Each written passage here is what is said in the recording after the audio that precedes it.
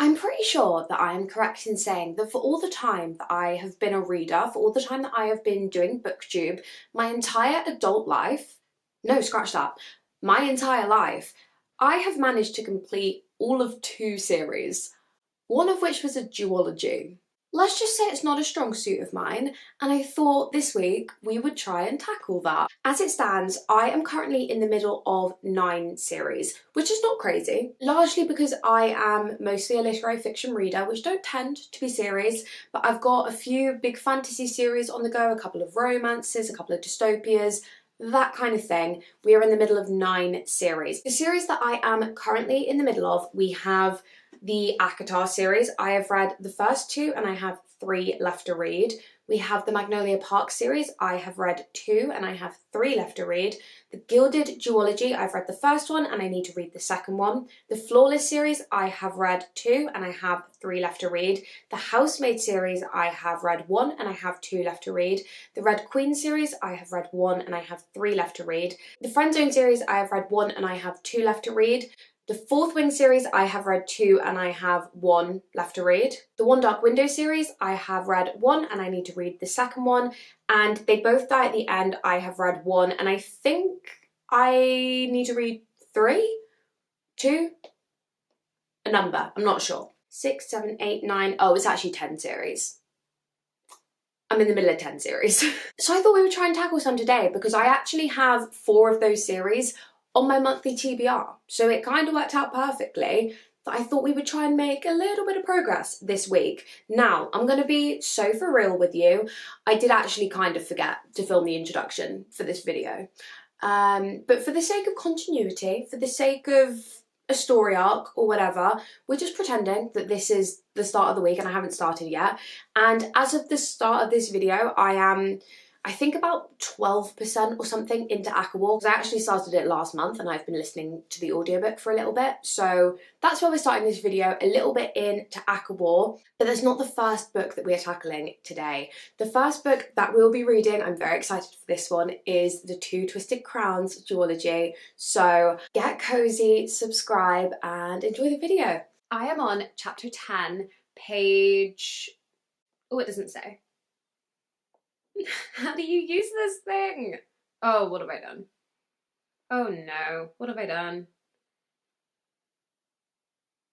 Page 82 of Two Twisted Crowns. So I am 17% in, which is not very much, but I already have so many thoughts. So I thought we would chat about it. First things first, this is the first book that I have ever read on a Kindle, if you can't tell by the fact that I can't use it. I strongly did not think that I would be a Kindle girly. Guys, I think I might be a Kindle girly. I literally love it. I love just being able to lie in bed like on my side and just, I just love it. It's so nice. But I'm also really liking the book. I'm loving the setup to the point where I'm like, I might prefer this to the first one. It's very early to say that, but I feel like everyone else is the other way around. There is a romance setting up in here, which I'm not going to spoil, but I did not see it coming, but I am absolutely completely obsessed with it. Completely. I'm not going to say who it's between because you don't really see it, I don't think, in the first book, unless I just missed it and I was oblivious. Which is possible, very, very possible, but I didn't see it coming. Started setting up in this book and I was like, yep, yes, absolutely. I'm on board. I literally am loving it. I'm just also happy to be back in this duology because I don't normally read series very close together, and to be honest, I only really picked this up because I wanted something on Kindle Unlimited because I wanted to try my Kindle, because my friend Carly has given me her old Kindle because she is an absolute gem, and I've got Kindle Unlimited for 3 months, so I wanted to try it. But right now, as of having read 82 pages on a Kindle, I'm obsessed. I'm hooked. I think this is going to be my new thing. So if anyone has any Kindle Unlimited racks, please let me know, specifically literary fiction, because everything on Kindle Unlimited seems to be fantasy or romance, and quite a lot of thriller, but I literally can't find any lit fic. So if anyone has any on Kindle Unlimited, hit me up. I'm really liking this so far. The perspectives that we're getting, I am loving. Also, Ione, is that how you say her name? I love her. She really reminds me of Nesta, like she's giving Nesta vibes, and I love Nesta from ACOWAR. So I don't know where this one's gonna go, but as of right now, I'm really liking it, and I think I'm liking it even more than the first one, which is exciting because I really liked the first one. I am on chapter 35, 61% in to Two Twisted Crowns. So page 274, for those of you wondering. I really like this. Really like this. I actually still think I'm preferring this to the first one, which is saying a lot because I really enjoyed the first one. But I am eating up the romance in this one. I just think it is so cute. I'm also really enjoying the changes of perspective. I do think a lot of people say that the first one is their favourite, and I wonder if that is because two certain characters are maybe apart a lot. Not going to say any more than that because I don't want to spoil anything from the first book. I'm making assumptions, I'm assuming that's why, but it's not bothering me because of how much I'm really liking this new romance, especially as I just didn't see it coming. I just think this is such a vibey, fun duology, and I'm so glad it is a duology. That's just, to me anyway, the perfect number of books, because I'm not much of a series reader, but I feel like a duology I can commit to. It's why I'm quite excited for The Crimson Moth. I currently only have the first one, but I was actually in a bookstore today. I know, crazy, not like me. Didn't buy anything. That is crazy. But I saw The Rebel Witch, the second one, in hardback, and it is so pretty. So I think I'm going to have to get that at some point. But what's my point? I just love a duology, so I'm glad that this one is a duology as well. But yeah, I'm just vibing with the writing. It's just fun.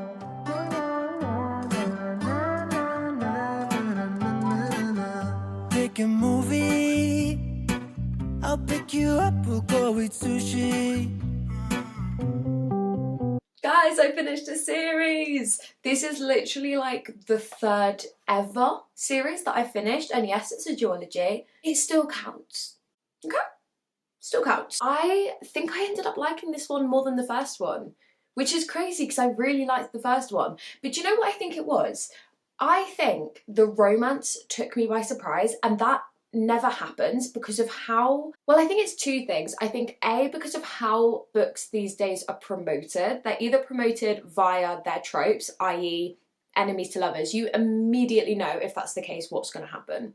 So a book like Fourth Wing, the whole like thing that's pushed is it's enemies to lovers. So even though there's kind of a couple of love interests in that book, you immediately know who you're meant to be rooting for and what's gonna happen, kinda. And that's kind of just the way the book was promoted. And then equally, reviews, people like me on YouTube talking about the romances and the characters, and like I get it, you kind of have to do that to discuss the book. I mean, romance books are a bit different because romance books, it will say on the back of the book, but fantasy books, sometimes you get a little bit more intrigue, but generally speaking, you just know who the romance is going to be. And I think that was a really long way of saying, I think that because I didn't know who the romance was between in this book, it was just such a lovely, pleasant surprise. Because it has been actually so long since I've read a book and been surprised by the romance. Because I don't know if there were little bits of it in the first one. I kind of feel like there weren't. Maybe it's just because I wasn't looking for it. I feel like these characters didn't interact that much. But even when they did, I didn't pick up on anything. I don't know. If anyone else picked up on it, let me know. But I was like very surprised. But I think my surprise to that whole romance storyline is what made me really enjoy it. Because like the first book, for example, I knew exactly who the love interest was. I think it's even written on the back of the book. And I don't own this book, so potentially this one is on the blurb. I don't know. I don't know what my point was. That was a very long-winded way of just saying that the romance took me by surprise, and I really liked it. I was so rooting for this couple. This was also just such an easy duology to read. Like, it was easy, bingeable. I think I said in my last clip, like, the first book definitely took me a minute to get into. Just like learning all of the Providence cards and what everything did, who everyone was.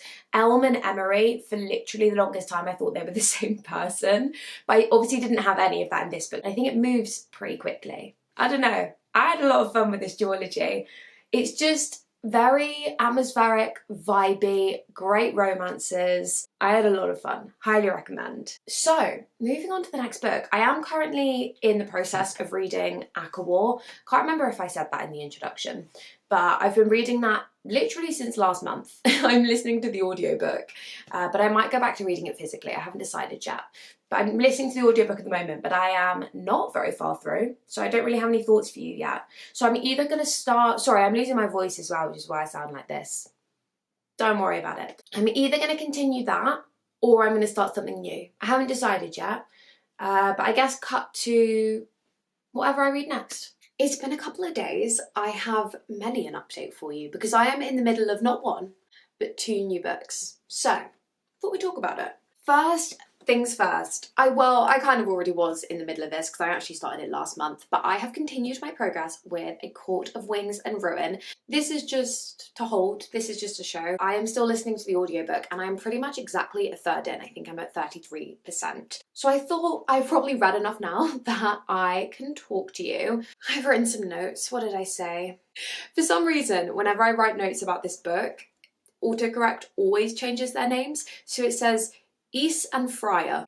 Ys and Freya were apart for a while, which I can imagine other people hated, but I kind of don't mind, haha. Where this one has started, obviously no spoilers to what happened in the last one, but our main 2 are kind of apart, which, as I said, I can imagine bothers a lot of people, but I was just going along with the plot. I was having a fine time. It's like a weird one. It's quite quick moving, but equally, I don't think a whole lot has happened. Kind of, I guess, setting up for a war right now, which I knew that was like the big plot in this book, which is low-key why I've been putting it off, because massive like battle scenes aren't inherently necessarily my thing. But so far, anyway, I'm actually really enjoying the setup of this one, and even though not a lot has happened, it's equally still moving pretty quickly. I was also relatively nervous that I wasn't going to remember what happened in the second one, because I can't lie, the ending of the second book, I only understood about 80% of it anyway. There were a couple details that I was a bit low-key unclear on.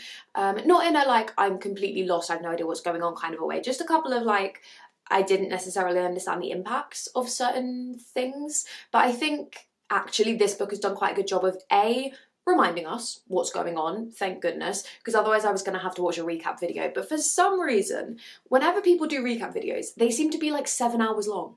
Like, not even really exaggerating. Well, exaggerating a little bit. But they'll be like, oh, I recapped this book for you, and then it's like a 4-hour presentation. And I'm like, that's not a recap, I could just read the book. Well, probably not in 4 hours. These are long books. But you know what I mean? So I was kind of like, I don't really want to watch a recap video. There probably are shorter ones out there, I just haven't found them. Anyway, all of that aside, I didn't really need one, luckily, because she did quite a good job of actually quite subtly reminding us, so it wasn't super in your face, but it was enough to make me be like, oh yeah, I know what's going on. Or at least near enough. I near enough know what's going on. But yeah, as I say, I am audiobooking it. It's the first one in the series that I've audiobooked, and it is like a crazy long audiobook. I think it's 28 hours, something like that.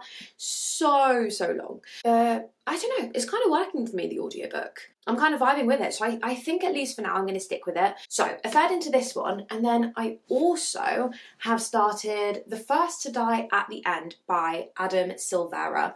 This is the sequel in that it was written second, but actually it is set before, so the prequel to They Both Die at the End, which is like a YA dystopia about this world in which Deathcast exists. And Deathcast is this thing that can predict when you're going to die, but not really. It only tells you within 24 hours. So it basically calls everyone who is going to die in the next 24 hours and like lets them have one final day. And the first one followed 2 boys on their final day kind of meeting. It was a sweet love story, YA cuteness. That was the vibe. So far, and I'm early on, I'm about a third into this one as well. So far, I'm liking this one more, I think, just because I feel like we're getting a little bit more background on like how Deathcast was actually set up, and we're getting like a perspective from the founder, which is really interesting. And it's kind of like the launch day. As I say, this one was set before, so this one is about the very first day of Deathcast. So all of the kind of speculation around it, everyone's reactions to it, kind of like conspiracies and everything. But I do like that we're getting more like behind the scenes of how they've set it up, how it's running. So I kind of hope we get more of that, and I'm kind of maybe hoping we might get some answers. I don't know, because there's kind of this big secret of like, how does it work? Nobody knows how it works, and they're hinting at maybe revealing that. So that would be really interesting. So I do hope that is where the story ends up going. We'll see. The actual like main plot is still following two boys, and they're definitely interested in each other. So I am kind of expecting that arc is going to be quite similar. Two boys spending their last day together, falling in love. I'm kind of expecting that bit is going to be similar, but hopefully we keep getting a heavy like plot from also the founder as well, because I am finding that whole plot really, really interesting. So if those stay balanced throughout the book, I think this is going to end up being my favourite of the two. But yeah, that is my reading over the last few days. We have two absolutely chunky books and I'm about a third into both, so I'm very much going to have to knuckle down and try and get a bunch of reading done over the next few days. Or we'll go downtown with our best moves we can boogie. Oh my, we both look so fly, like sweet apple pie. Yeah, they want a piece of us.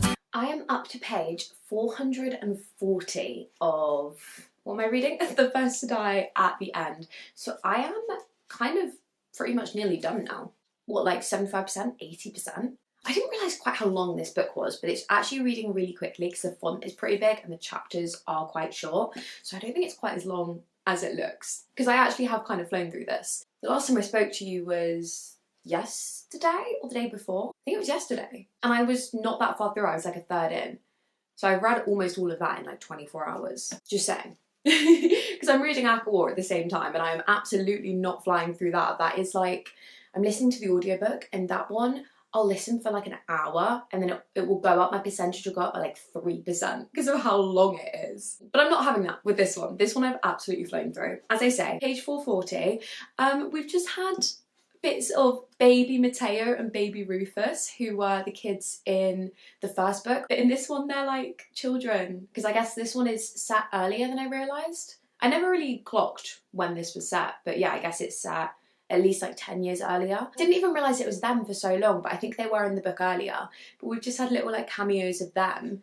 It's really wholesome. Like there's a few like little Easter eggs, I guess, from the first book in this one, which is quite sweet. Like it's all quite like neatly tied together, which is cute. We're still not getting as much of the kind of founder stuff that I was talking about in the last clip, like all of the how Deathcast is made, and like we're not getting as much of that as I thought we were gonna get. It is now way more just focusing on our main two, so it's a little bit more similar to the first one than maybe I originally thought, but I'm still kind of hoping we're gonna get answers in the last 20%, but I guess we'll see.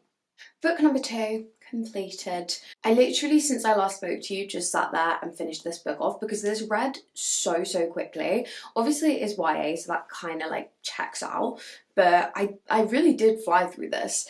I will say we didn't get the answers that I wanted. I really thought we were going to. It felt like, at least in the beginning, it was setting up to be more of a explanation, like some answers about what was gonna happen and like how this kind of whole thing came to be.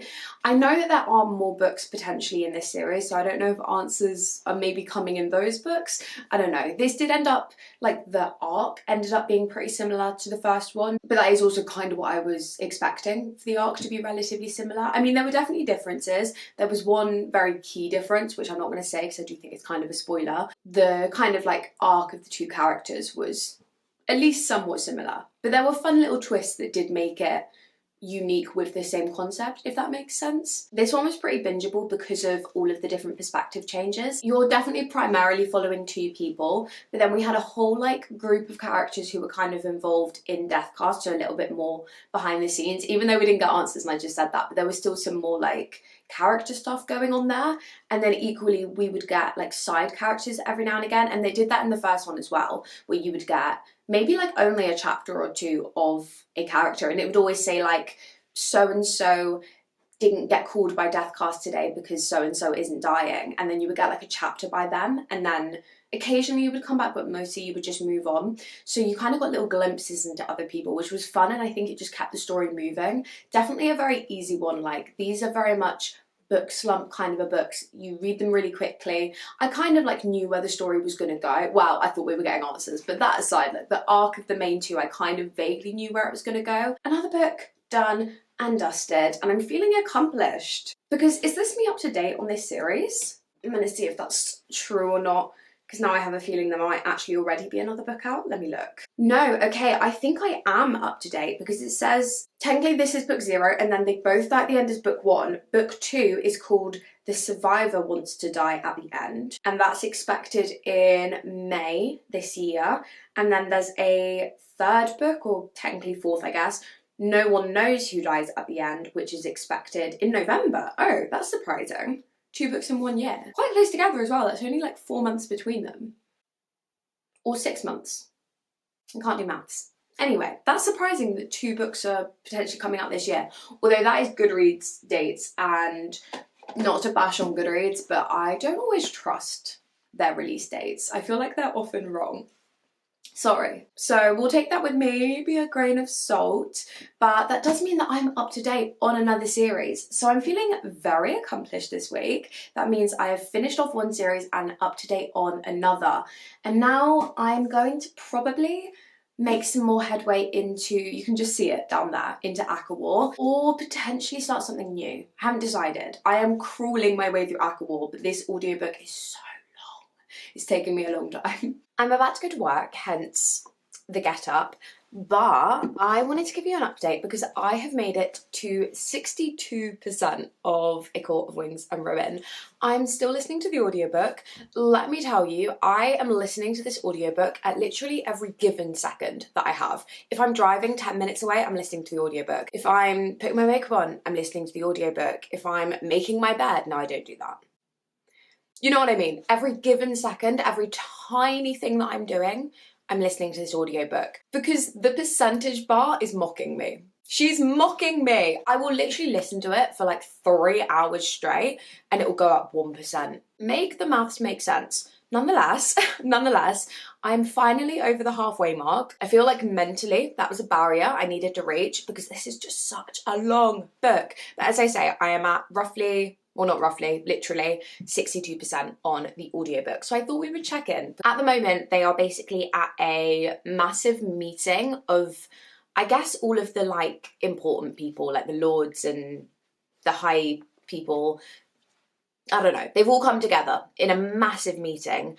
I know about 60% of who everyone is. Other 40% total mystery. Literally no idea who some of them are. But I think it's fine. Or I'm choosing to believe it's fine. But from kind of like the halfway mark onwards, it's definitely reaching like hecticness and it's getting busy, it's getting fun, it's moving quickly. And even though I just said I don't know who 40% of the characters are, only in this big meeting, but this big meeting has been going on a while, like that is a big scene. Even though I don't know who like 40% of the characters are, I do think the author makes it very easy to understand this story. Because as I've said before, maybe not in this video, but in other videos, I am a little bit intimidated by fantasy. It's not a go-to genre for me. I dabble, I read one every now and again. I do feel like this year I've been in a bit more of a fantasy mood. Like I'm actually gravitating towards them for like the first time ever. Because normally it's a case of like, I have it on my TBR, so I'll push myself to get to it. But recently, like Two Twisted Crowns, for example, I was like, yeah, I want to pick this up. I'm excited. So I do think I'm like low-key kind of in a mood. And I really want to pick up The Crimson Moth next. Do I do that in this video? That would be starting a series, not continuing one. I don't know, we'll see. Anyway, but it is moving quickly, and I think probably where the last like 40% of this book is going to go is going to be maybe a little bit crazy. Maybe characters are going to die. Because I feel like that's kind of normally a thing in fantasy books, that you don't really know, like, are all your favourite characters going to survive? It'll be interesting to know if people are safe. Because Nesta, right now, she's my favourite. She's in this book a lot more than she has been previously. I just love her. And you know me, I love an unlikable character. I kind of like her iciness. I don't know. Guess what? I finished this absolute brick of a book. I listened to the entire thing by audiobook in the end. I didn't end up touching the physical copy. And in some ways that was a little bit demoralising just because of how slowly the percentage bar went up. But equally, I probably would have had the exact same thing had I read it physically. Because I read the second book in like 3 days, but only because I had a video where it had to come out. So I like forced myself to read like 200 pages a day. I think had I read this physically, I probably would have had the same experience anyway, but we finally did it. I need to decide whether to read the other 2 by audiobook or not, because I don't actually own the other two. And the next one is obviously tiny, so I don't know, I need to decide whether to buy them and like complete my set or to just listen to the audiobooks, because I can get the audiobooks on BookBeat. I don't know, I'll think about it. Anyway, let's chat about this book, because I think I'm gonna have a controversial opinion. So sorry. Because I feel like everybody's favourite one is the second one. Literally everybody I see talk about this series is ACOWAR this, ACOWAR that. Everybody's favourite book is the second one. I think this was my favourite. Sorry. So sorry. The last 20% of this book was my favourite like bit of any book in the entire series. I don't know why. I don't know why. I was just really vibing with this one. I think it just moved super quickly. The romance is obviously already established, but I think also we got so much more of Nesta, and Nesta is my favourite character in this whole entire series. I'm so sorry. Again, probably another controversial opinion. I feel like those are not the reviews I normally see. It's normally everyone's obsessed with Feyre and everyone's obsessed with ACOWAR. I think I'm an ACOWAR and a Nesta girly. Is that controversial? I don't know. But I have a feeling, because one of my friend's favourite books is the last book, and I know Nesta's in that a lot, I do kind of have a feeling that might end up being my favourite one. So I'm excited to get to that one at some point. I don't know when that will be, because obviously, well, I think I'm correct in saying this, that this was initially a trilogy. So this one does kind of wrap up. There is a little tiny bit of open-endedness where you think like, or maybe something could happen with this in the future, but mostly this wraps up. Because I don't own the next ones, I'm kind of happy to put this aside for now, having like kind of finished the trilogy. It feels quite like neat and nice. And then at some point when I'm ready to tackle a humongous fantasy book, when that'll be, I don't know, because I'm never ready to tackle a humongous fantasy book.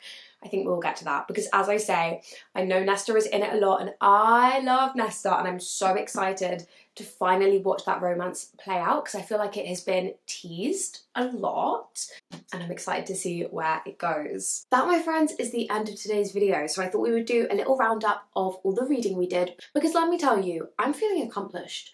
Obviously we started with Two Twisted Crowns, which was finishing a series. That makes it the third series that I've ever finished, which for me is pretty crazy. And yes, it was a duology, but it still counts. Next, we read The First to Die at the End, which gets me up to date on a series, because the next two in this series aren't out yet. So guess what? Another one that I am basically completed, if you think about it like that. Kinda. And then if you really think about this one, and you do have to think quite hard, I've kind of finished this, because I'm pretty sure this was a trilogy originally.